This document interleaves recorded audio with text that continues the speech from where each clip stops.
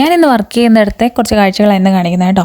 ഇതിപ്പോൾ ഞാനിന്ന് evening shift ആയിരുന്നു. അപ്പോൾ ഈവനിങ് ഷിഫ്റ്റിന് നമുക്ക് ഒരു മണിക്കൂർ 2 മണിക്കൂറൊക്കെ ചുമ്മാ വെറുതെ ഇരിക്കാം. എല്ലായ്പ്പോഴും പറ്റണമെന്നില്ല. ചില സമയത്തൊക്കെ നമുക്ക് ആകെ അരമണിക്കൂറാണ് നമുക്ക് ബ്രേക്ക് ഉള്ളത്. പക്ഷേ ചിലപ്പോൾ നമുക്ക് 1 മണിക്കൂർ 2 മണിക്കൂറൊക്കെ ചുമ്മാ ഇരിക്കാൻ പറ്റും. അപ്പോൾ ഇന്ന് എനിക്ക് 2 മണിക്കൂറോളം വെറുതെ ഇരുന്നു കേട്ടോ. അപ്പോൾ ആ സമയത്ത് ഞാൻ വീഡിയോ എടുത്താണ്. പിന്നെ ഞാൻ ഇവിടുത്തെ ആളുകളുടെ ഫേസ് ഒന്നും വീഡിയോയിൽ കാണിക്കത്തില്ല, കാരണം അതിവിടെ ഭയങ്കര ഇല്ലീഗലാണ്. അവർ കണ്ടുപിടിച്ചാൽ നമുക്കത് ഭയങ്കര പ്രശ്നമാണ്. അപ്പം ഞാൻ ആളുകളുടെ ഫേസ് അല്ലാതെ ബാക്കി ചില കാര്യങ്ങളൊക്കെ കാണിക്കാം കേട്ടോ, എല്ലാം ഒന്നും കാണിക്കാൻ പറ്റില്ല.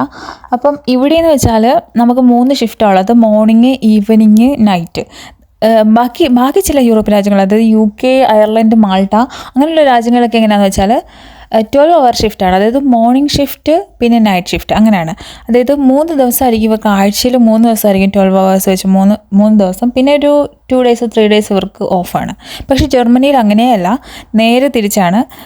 ഈവനിങ്, മോർണിംഗ്, നൈറ്റ് ഈ 3 ഷിഫ്റ്റാണുള്ളത്.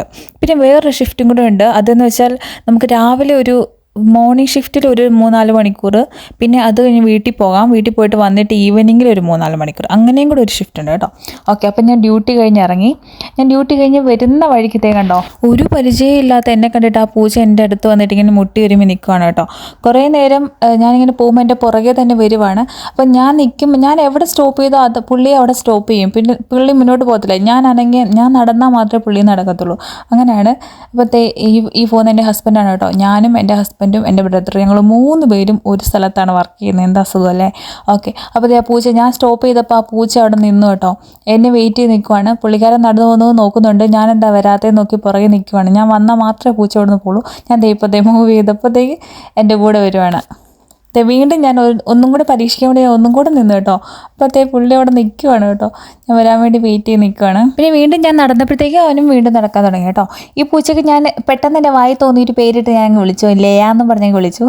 ലയാന്ന് വെച്ചാൽ എൻ്റെ കൂടെ വർക്ക് ചെയ്തിട്ട് പുള്ളിക്കാരുടെ പേരാണ്. അതാണ് എൻ്റെ വായി വന്നത്. അത് ഞാൻ അവനെ വിളിച്ചു. ആ പേര് വിളിക്കുമ്പോൾ പുള്ളി എൻ്റെ കൂടെ വരും. അങ്ങനെയാണ്. അപ്പോഴത്തേക്കും ഇത് കണ്ടംപൂച്ചയാണോ ചക്കിപ്പൂച്ചയാണോ എന്ന് എനിക്കറിയത്തില്ല. ഇപ്പം ഈ പൂച്ചയുടെ ഒരു പ്രത്യേകത, എന്തൊരു അനുസരണ അച്ചടക്കമുള്ള പൂച്ചയെന്ന് പറയും. അതായത് ഈ ക്രോസിങ് വരുന്ന സമയത്തൊക്കെ ഈ പൂച്ച 2 സൈഡും നോക്കി വണ്ടി ഒന്നും ഇല്ലാന്ന് ഉറപ്പ് വരുത്തിയിട്ട് മാത്രമാണ് ക്രോസ് ചെയ്യുന്നത് കണ്ടത്. പിന്നെ മാത്രമല്ല, ദൂരെ നിന്നൊരു വണ്ടി വരുമ്പോഴേ ഈ പൂച്ച ഓടി ഒളിക്കുന്നത് ഞാൻ കണ്ടു കേട്ടോ. ഒരു വണ്ടി വന്നുകൊണ്ടാണ് ഓടി ആ കാട്ടിലോട്ട് പോയത്. വണ്ടി ഇല്ലെങ്കിൽ മാത്രം ഇല്ലെന്ന് ഉറപ്പിച്ചതിന് ശേഷം ചുറ്റുമെല്ലാം നോക്കി എന്ത് കെയർഫുള്ളായിട്ട് ആ പൂച്ച പോകുന്നതെന്നറിയും. ഇത്രയും ട്രെയിനിങ് ഈ പൂച്ചയ്ക്ക് എവിടുന്നാണ് കിട്ടിയെന്ന് എനിക്കറിയത്തില്ല. അങ്ങനെ കുറേ പേര് എൻ്റെ കൂടെ വന്നു. കുറച്ച് കഴിഞ്ഞപ്പോഴത്തേക്ക് ഒരു വീടിൻ്റെ ഫ്രണ്ടിൽ ഒരു പട്ടി ഉണ്ടായിരുന്നു. ആ പട്ടി ഇങ്ങനെ ഗേറ്റിനകത്താണ്, പക്ഷെ ആ പട്ടി കുറച്ചപ്പോൾ ഇവൻ പേടിച്ച് ഏതോ കാട്ടിലോട്ട് ഓടി.